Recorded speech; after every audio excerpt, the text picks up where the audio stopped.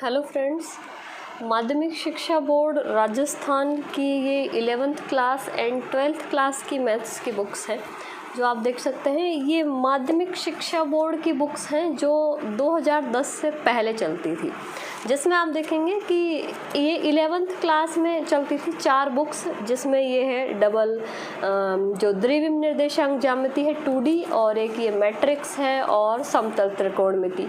इसी तरह एक बुक और है बीजगणित की, और ऐसे ही जो 4 बुक हैं वो 4 बुक 12th की है।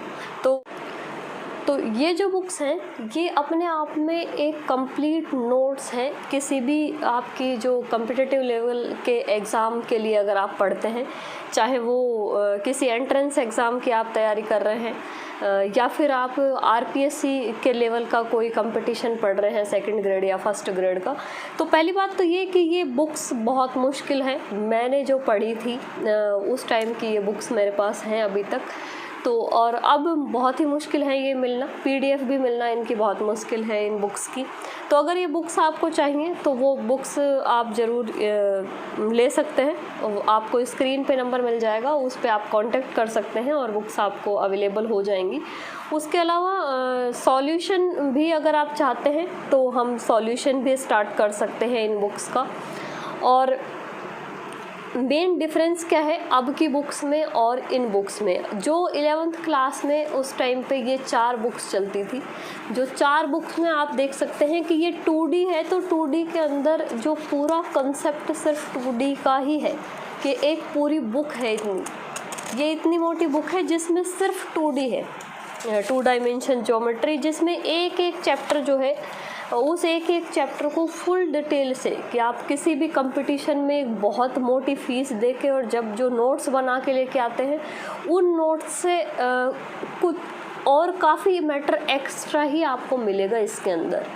तो अगर आप सेल्फ स्टडी कर सकते हैं, खुद से पढ़ने की आप में क्षमता है कि वो तो आप कहीं भी कोचिंग करने जाएंगे तो भी आपको पढ़ना तो खुद से ही है, तो अगर खुद से पढ़ने की कैपेसिटी रखते हैं तो ये बुक्स उसके लिए बेस्ट वे है आपके पढ़ने के तरीके के लिए कि यहाँ जिसमें जितना मैटर है उतना मैटर शायद आपको किसी के कोचिंग के नोट्स में भी आपको मिल जाए, क्योंकि वो भी उसमें भी आपको इससे तो कम ही मैटर अवेलेबल होगा कि एक पूरी बुक 2D के अंदर पूरी एक बुक कोई नहीं छपवाता है आपके लिए, या ट्रिग्नोमेट्री के अंदर इतना कंसेप्ट कोई नहीं लिखवाएगा आपको कि वो पूरी एक बुक छपी हुई है इसकी।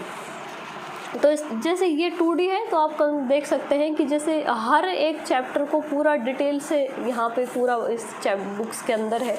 ऐसे ही जैसे यहाँ पे ये ट्रिग्नोमेट्री है तो ट्रिग्नोमेट्री का बिल्कुल स्टार्टिंग से जो है वो मैटर इसमें लिखा हुआ है कि बेस क्लियर करने से लेके और जो ट्रिग्नोमेट्री जो आज की बुक्स में जहाँ पे जो बुक्स चलती हैं उनमें जो ट्रिग्नोमेट्री का एक चैप्टर है उस एक चैप्टर की ये एक बुक है, वो आप देख सकते हैं कितना डिफरेंस है। जहाँ पे ये 4 बुक्स जो हैं उस सिलेबस की आज जो बुक्स चल रही हैं उन बुक्स में ये 4 बुक की एक बुक बना दी है।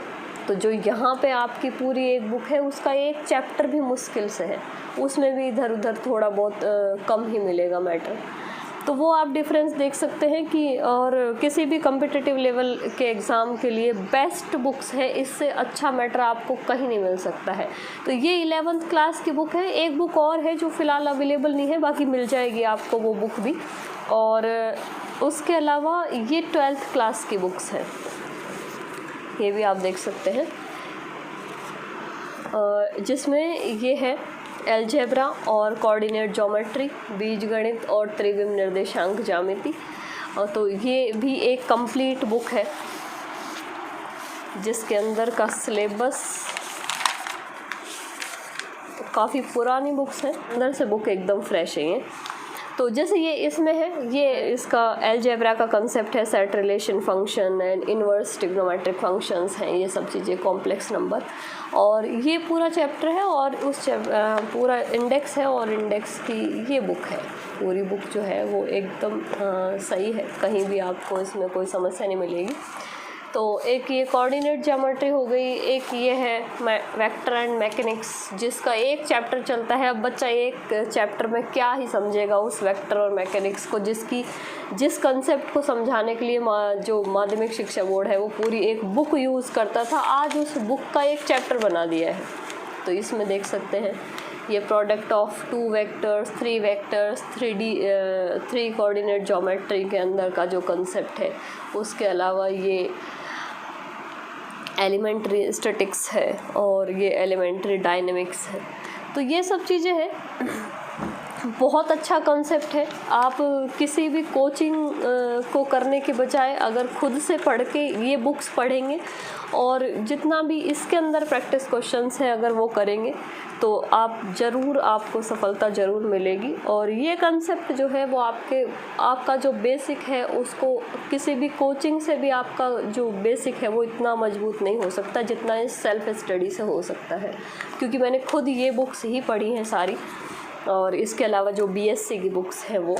और एक बुक ये है, ये डिफरेंशियल की बुक है, अवकलन के नाम से जो बुक चलती है वो वाली है, जिसमें ये लिमिट, कंटिन्यूटी, डिफरेंशियबिलिटी, और एक इसी के साथ एक बुक और है की है समाकलन की, जो फ़िलहाल वो भी अभी यहाँ नहीं मिल पाएगी, बाकी वैसे वो बुक भी है, उसका फ़ोटोकॉपी मिल जाएगी आपको।